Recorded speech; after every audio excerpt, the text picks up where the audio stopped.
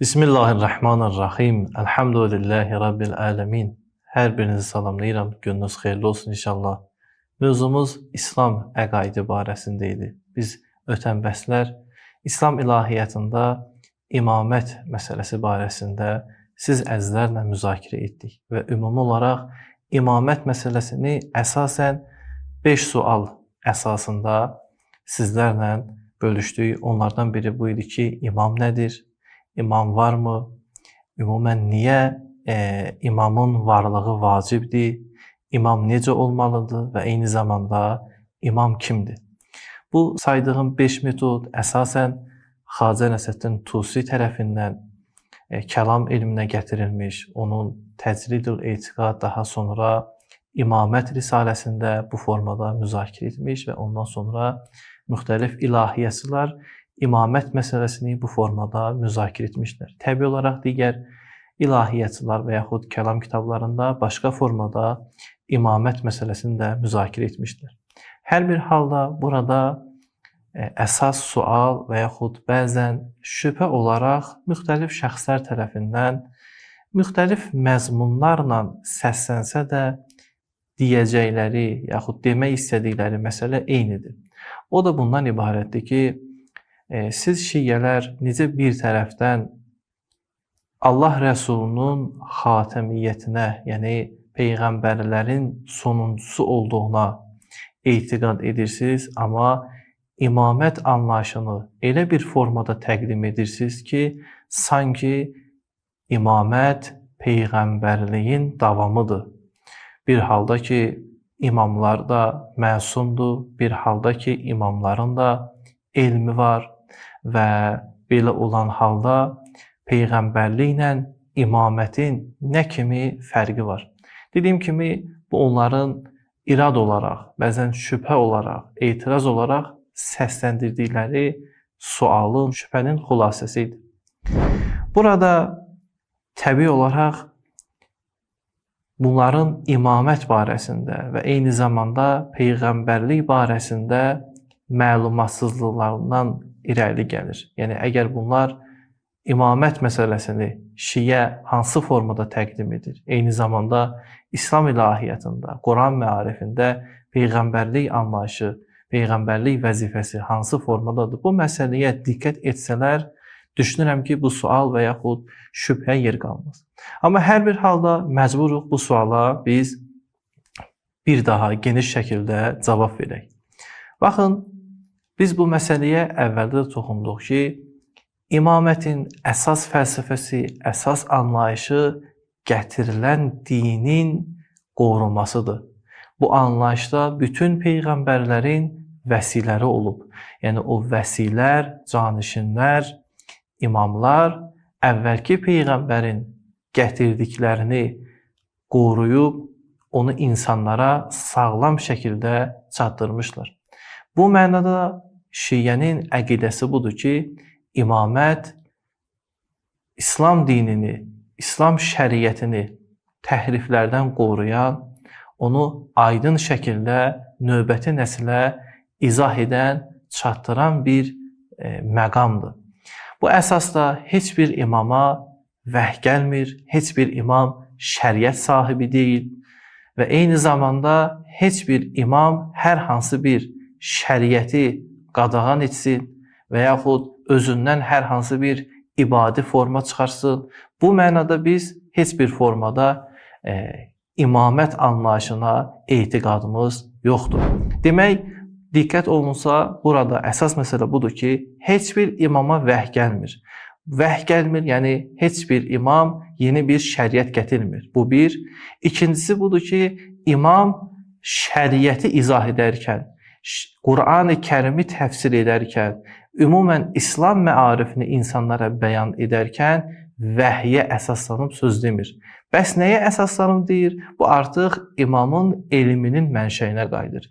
Şiyə əqidəsinə əsasən imamın elminin mənşəyi Qur'an-ı Kərimdir.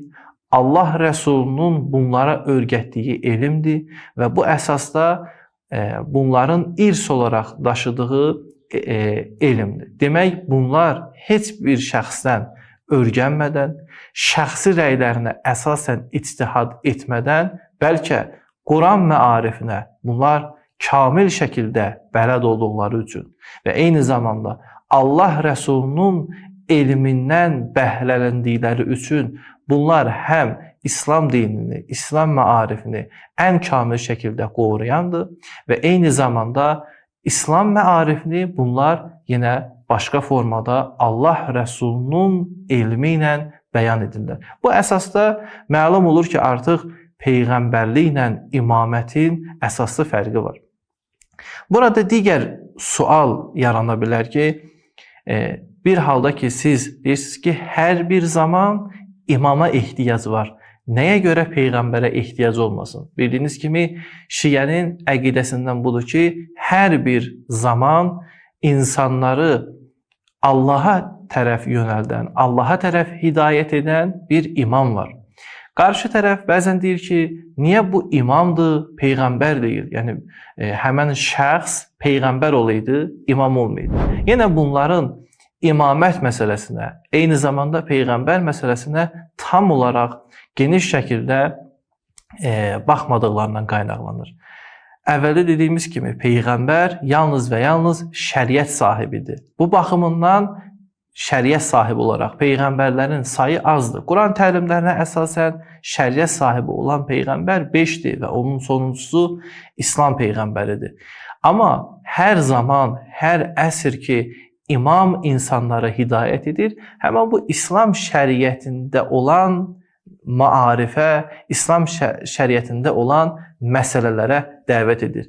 Və burada məsələ yalnız irfani yanaşma deyil, mistik yanaşma deyil. Bu məsələ Qur'an-ı Kərimin təqdim etdiyi bir məsələdir. Məsələn, Qur'an-ı Kərimdə Allah Teala vurğulayır ki, وَلِكُلِّ قَوْمٍ حَادٍ hər bir qövm üçün, hər bir millət üçün, hər bir tayfa üçün hidayət edici var. Ayənin mütləq formada gəlməsi onu göstərir ki, bəli, bir zaman bu peyğəmbər ola bilər. Peyğəmbər olmayan dönəmdə bəs kimdir? İslam məarifi, Şiə əqidəsi deyir ki, bu imamdır.